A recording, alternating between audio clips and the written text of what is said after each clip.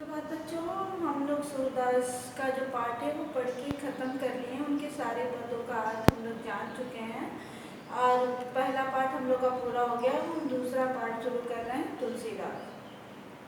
बच्चों, तुलसीदास की रचनाएं अब हमको दूसरे पाठ में पढ़ना है। तुलसीदास की रचनाएं रामचरितमानस के धनुर्भंग से ली गई हैं और कुछ पद और हैं जो सवैया है, उसमें तो दोहा और चौपाई है तुलसीदास के धनुर्भंग में, और कुछ सवैया के पद हैं। तो वो पद जो हैं हमारे, वो वन पद कवितावली से ली गई है। तो उससे पहले हम लोग उनका जीवन परिचय जानते हैं तुलसीदास जी का। बच्चों, ये जीवन परिचय जो है वो बोर्ड परीक्षा की दृष्टि से बहुत ही इम्पोर्टेंट है और ये बोर्ड परीक्षा में अक्सर आया करता है। तो हम आराम से जानेंगे तुलसीदास जी का जीवन परिचय।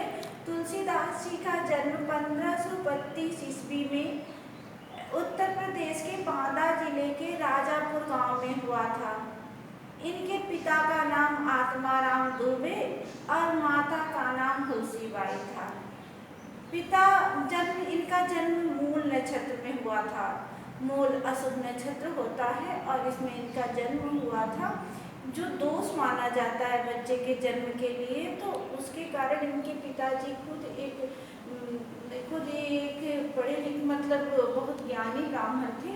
तो उन्होंने क्या किया, इनका परित्याग कर दिया क्योंकि मूल नक्षत्र में इनका जन्म हुआ था। इनका पालन पोषण संत नरहरि दास के आश्रम में हुआ, इन्हीं के देख रेख में हुआ। जब इनके पिता ने इनका परित्याग कर दिया तो एक चुनिया नाम की दासी थी, गुरु नरहरि दास जी के आश्रम में ही काम किया करती थी। उन्होंने तुलसीदास को पाया और तुलसीदास को प्राप्त करने के बाद वो उनके आश्रम में ले आए और नरहरि दास के देख रेख में ही इनका पालन पोषण चुनिया ने किया। तुलसीदास जी बचपन से ही बड़े प्रखर बुद्धि के बालक थे और गुरु नरहरि दास जी इनके गुरु थे और उन्हीं के देख रेख में इनकी शिक्षा दीक्षा हुई। बचपन से ही वेद वेदांत का इन्होंने ज्ञान अर्जन किया और प्रखर विद्वता के कारण ये एक पढ़े लिखे बहुत बड़े ज्ञानी पुरुष हुए। जब बड़े हुए तो दीनबंधु पाठक की कन्या, बहुत ही सुंदर कन्या थी रत्नावली, उसी के साथ इनका विवाह हुआ। तुलसीदास जी अपने पारिवारिक जीवन में, सांसारिक जीवन में बड़े खुश थे। एक दिन दीनबंधु पाठक के घर से कोई इनकी पत्नी रत्नावली को लेने आया। उस समय तुलसीदास जी वहाँ मौजूद नहीं थे और तुलसीदास जी की उपस्थिति के बिना, अनुपस्थिति में ही रत्नावली अपने मायके चली गई। तुलसीदास जी जब घर में लौट के आए और रत्नावली का घर में ना होना उन्हें बहुत वियोग हुआ और उन्हें बर्दाश्त नहीं हुआ।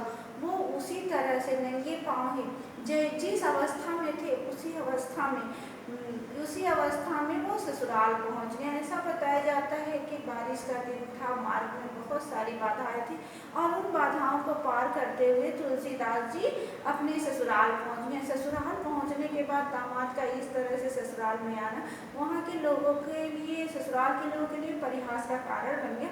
वहाँ जो तुलसीदास की पत्नी की यानी रत्नावली की सखियाँ थी, भाभियाँ थी या जो भी था, उन्होंने तुलसीदास का बड़ा मजाक उड़ाया कि लो रत्नावली, देखो तुम्हारे तुलसीदास आ गए।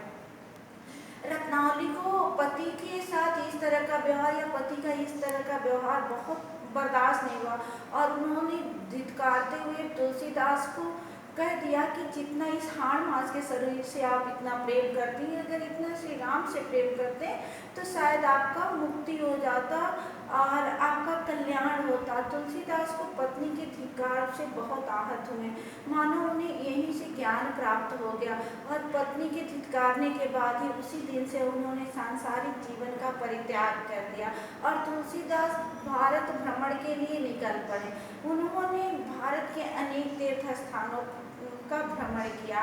वो रास्ते में रहीम, चित्रकूट में गए तो रहीम से मिले और उसके पहले ही वो सूरदास जी से मथुरा की यात्रा पे थे। जब ब्रज की यात्रा पे थे तो उन्होंने सूरदास जी से भी मिला और सूरदास जी से प्रभावित होकर उन्होंने कृष्ण गीतावली की रचना भी की थी। तो इस तरह से सूरदास इन्होंने भारत भ्रमण किया और भ्रमण करने के बाद ये काशी चले आए। काशी में इन्होंने राम की मर्यादा पुरुषोत्तम राम के जीवन की गाथा रामचरितमानस लिखी।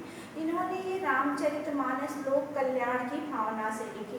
बच्चों, उस समय ऐसा माना जाता था और आज के भी युग में ऐसा ही माना जाता है कि रामायण पढ़ने से जीवन की सिद्धि होती है, जीवन की मुक्ति होती है, यानी जन्म और मरण जो जीवन की दो बाधाएं हैं जीव के लिए, उससे कल्याण होता है और जन्म और मृत्यु से इस सांसारिक आवागमन से मानव की मुक्ति होती है।